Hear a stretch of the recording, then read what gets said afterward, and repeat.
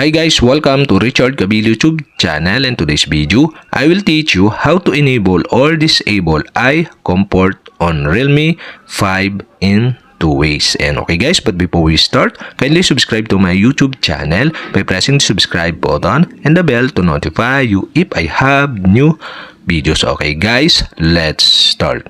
So okay guys, here in your Realme 5 mobile phone, you'll have to do is go to settings. In settings, go to display and brightness. Okay, tap this.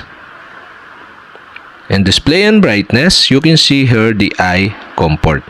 And on the right side of this, you can see the switch button. And okay guys, to enable the eye comfort, you'll have to do is switch on the switch button on the right side. And that's it. Okay, you have successfully enabled the eye comfort.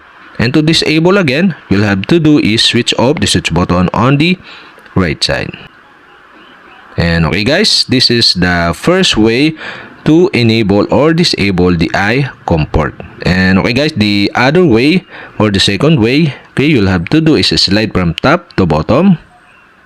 And you can see here the eye comfort icon. Okay, you can tap this to enable the eye comfort, and you can tap again to disable the eye comfort. And that's it. Okay, you have successfully enabled or disabled the eye comfort on Realme 5 in 2 ways. And okay guys, if you have a question, kindly comment below, and don't forget to hit the subscribe button and the bell to notify you if I have new videos. Okay guys, thank you for watching.